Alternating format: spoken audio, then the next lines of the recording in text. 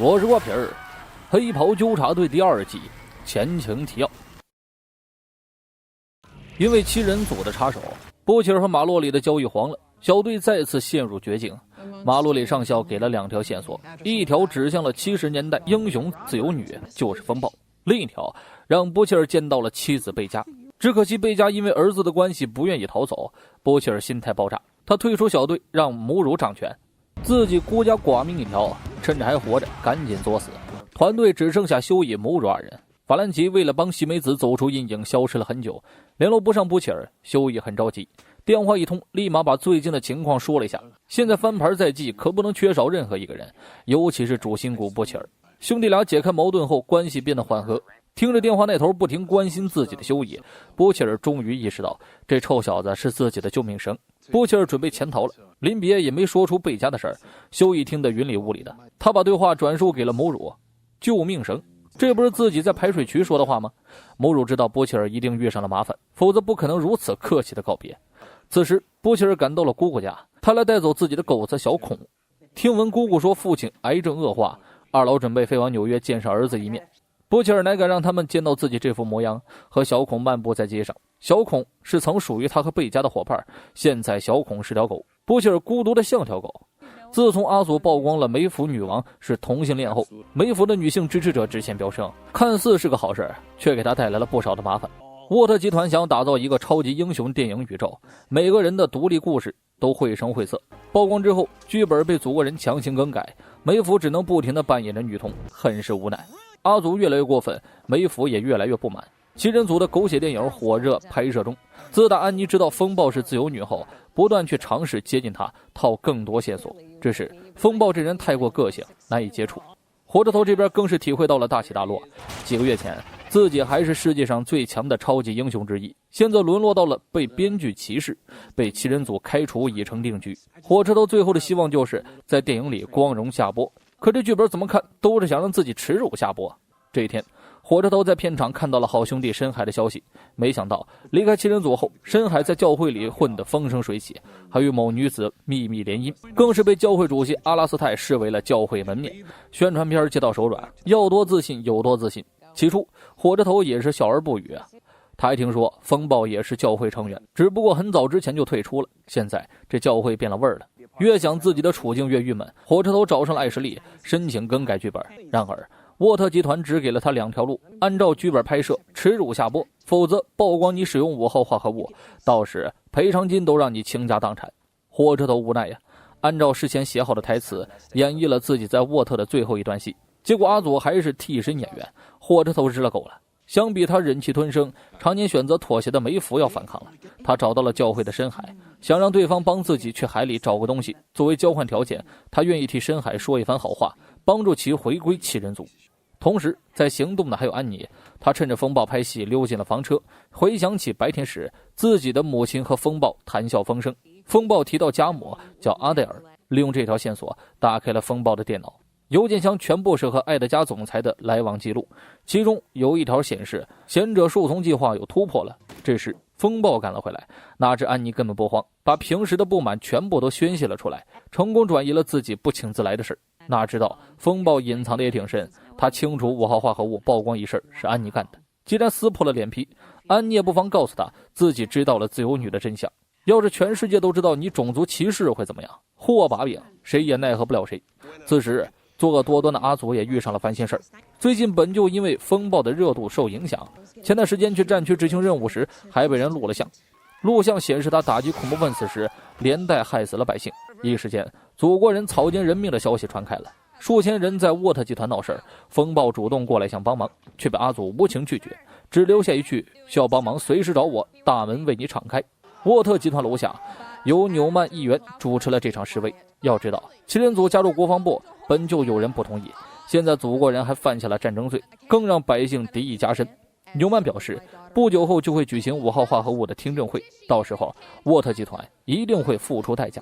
这时祖国人亲临现场，全场鸦雀无声。按照公司的处理方式，祖国人应该保持沉默，避免事情变得不可控。可现在阿祖我行我素，没人能管得了他。他对百姓道歉，说伤亡是战争中无法避免的问题，自由需要代价。只见台下的军官竖起中指，喊你没资格代表所有人。在他的带动之下，场面乱成一片，没有人愿意听祖国人说话。阿祖忍无可忍，双眼逐渐变红，激光眼横扫一片。这是他想做却不能做的。为了大局着想，祖国人忍着怒火飞离了现场。这件事儿对阿祖打击极大，支持率直线下降，可以说再这么发展下去，地位不保。风暴此时正在与神秘人交涉5号化合物的事儿，阿祖找到了他，希望能挽回一点局面。他没想到风暴早就做好了准备，利用水军洗白一波。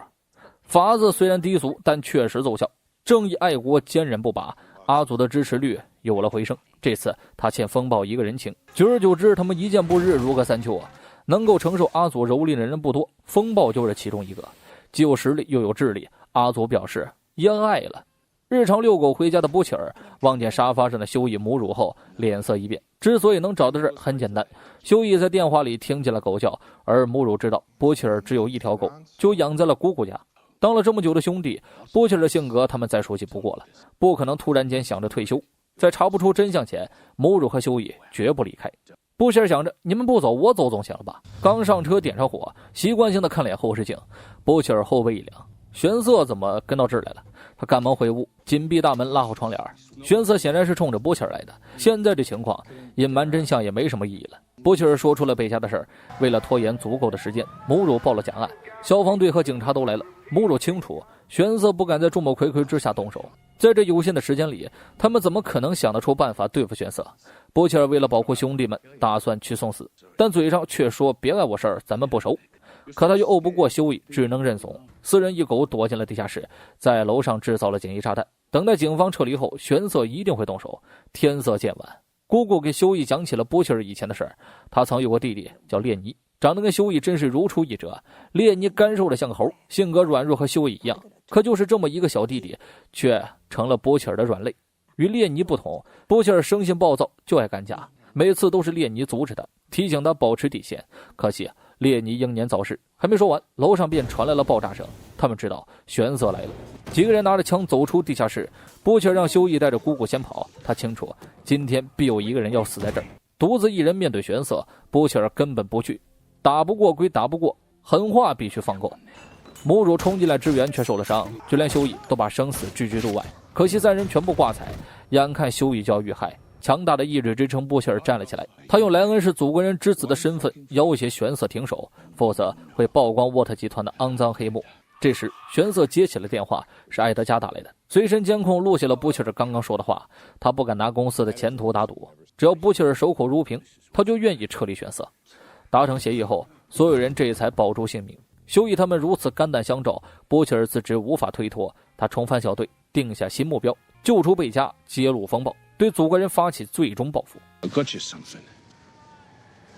Terra? Fuck it. 随着波切尔的回归，凡人小队再度聚集，他们有了新帮手安妮。法兰奇帮他取出了体内的追踪器，贤者树丛肯定有着沃特不可告人的秘密，那是一家疯人院，不管怎样都得一探究竟。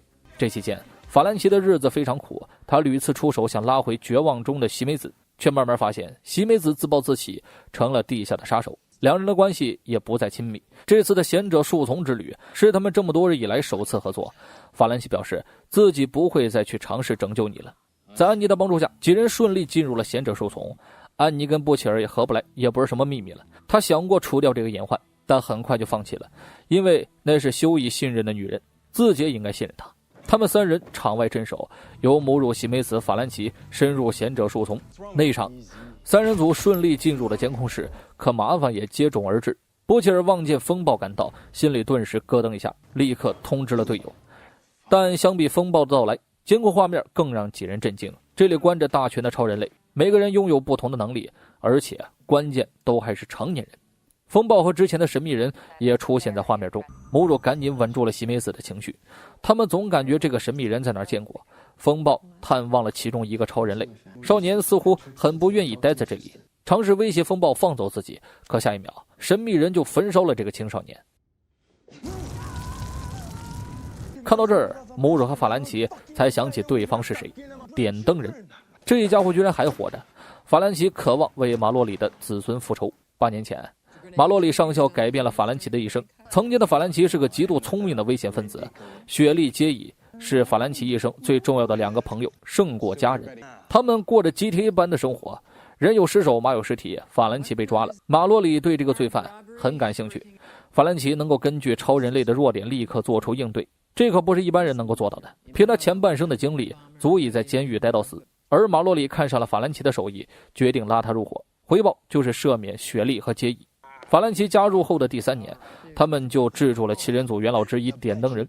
当年母乳刚刚准备求婚，兄弟们和马洛里关系不用多说了。点灯人因为被抓住了把柄，只能前来赴约，打算用沃特集团的机密来换取把柄。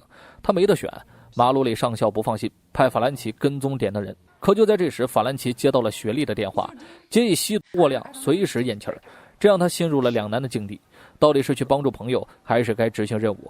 在雪莉的苦苦哀求下，法兰奇决定去看一眼。后面就是点灯人焚烧马洛里子孙的事了。可这其中依然有着不为人知的秘密。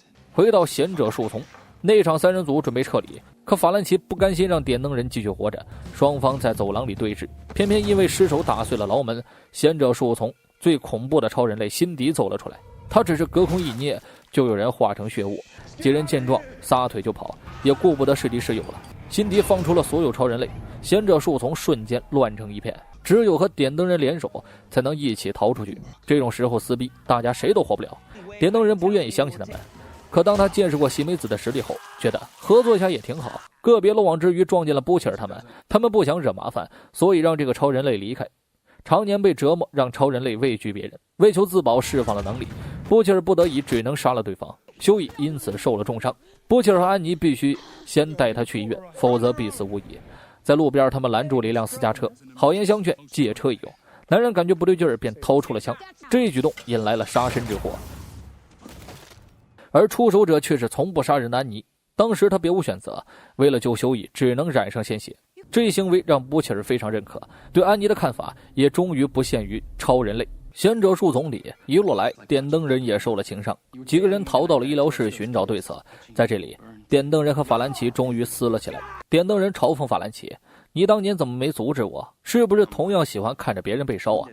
让人揭了伤疤的法兰奇大怒，他把当年的事一五一十地说了出来。这些秘密就连母乳都不知道。法兰奇意识到今天这事儿必有了结，便质疑点灯人为什么没有告诉祖国人，为什么不邀功请赏？这种畜生不如的事情肯定会得到祖国人的欣赏。被逼急的点灯人吼着说自己烧错人了，当年他只是想报复马洛里，根本没想到家里还有孩子。他虽然不是英雄，但也不是畜生，伤害孩子的事儿根本做不出来。2个人都有错，可是一切又不能重来。罪孽深重的点灯人说出了沃特集团的秘密。贤者树丛说白了就是一个实验室，沃特想让5号化合物变得稳定，变得成年人也能安全适应。可这一切为何他也不知？他不过是个清洁工，替沃特集团烧毁那些不忠诚的超人类。双方了却恩怨，准备先想办法离开。没想到母乳遭遇狙击侠捆绑，整个人都不好了。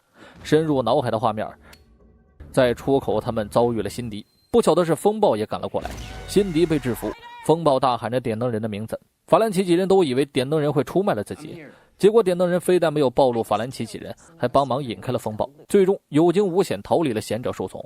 相比这一趟来得到的情报而言，法兰奇受益良多。他释怀了，也通过这件事情看透了自己的偏执。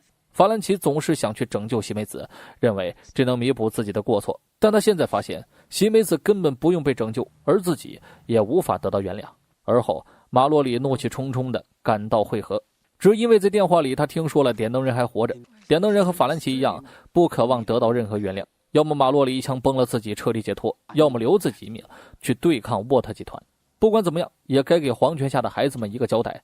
马洛里想扣动扳机，却被法兰奇拦了下来。要说对点灯人的恨意有个排名，马洛里第一的话，法兰奇第二，毋庸置疑。但他这次恳求马洛里饶点灯人一命，不是他们惺惺相惜，而是复仇无法摆脱痛苦。点灯人最大的惩罚就是让他活着，痛苦的活着。休伊被送到了医院，脱离了危险。望着病床上这个大男孩，波切尔和安妮各种宠溺调侃，每天用护肤霜擦屁股。波切尔笑着把这个秘密分享给了安妮。休伊这个人虽然没有什么大本事，却又如此善良，永远不放弃波切尔，又对安妮照顾有加。他们不知道自己值不值得让休伊如此对待。这天，深海找到了梅芙，他托自己的海鲜兄弟找到了些残骸，是一台录像机，出自当初失事的飞机。这是对抗祖国人的唯一筹码。离开前，申海在片场遇到了火车头，都是难兄难弟了，没啥不能说的。申海带他来到了教会，火车头的自尊心不比申海差，也不愿意承认自己的失败。教会老大阿拉斯泰同样愿意帮助火车头归队。对比利益至上的沃特，火车头感觉教会更值得信赖，他不知不觉进了坑了。这时艾丽娜看到了录像，知道了当初祖国人和梅福弃百姓不管，这让他们间的感情变了味儿。艾丽娜不敢相信自己的爱人是这种人，可她又不可否认，这段录像是唯一能够保命的东西。祖国人和风暴依然没羞没臊，他们走到哪儿搞到哪儿。这是继马德琳之后又一个征服了阿祖的女人。阿祖被迷得五迷三道，整天欲火焚身。这天正是风暴去贤者树丛善后的日子，他以开会为由离开了阿祖。祖国人为风暴准备了一捧鲜花，相约20分钟后激情见面。这么一等就是一天，祖国人的耐心被消磨殆尽，他愤怒地回到了房车，整个片场乱成稀巴。不久后，风暴回来找到了他，被欺骗是阿祖无法忍受的。他查了风暴的踪迹，根本就不是开会。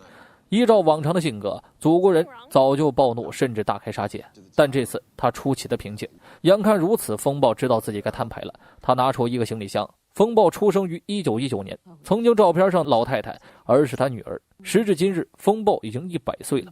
之所以如此长寿，是因为他当年认识了一个人，费德里克，也是他的第一任丈夫。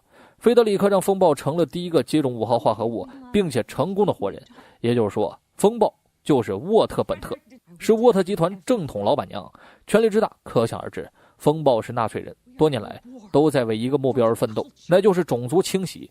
组建一支庞大的超级英雄部队是沃特的伟业，加入国防部也只是第一步，最重要的还是5号化合物。一旦这个超英部队成立，那祖国人就是最佳领袖，因为他是最成功的产物，当今世上最强大的超人类。只是他们谁都没有想到，辛迪从贤者树丛跑了出来。我是瓜皮儿，下期见。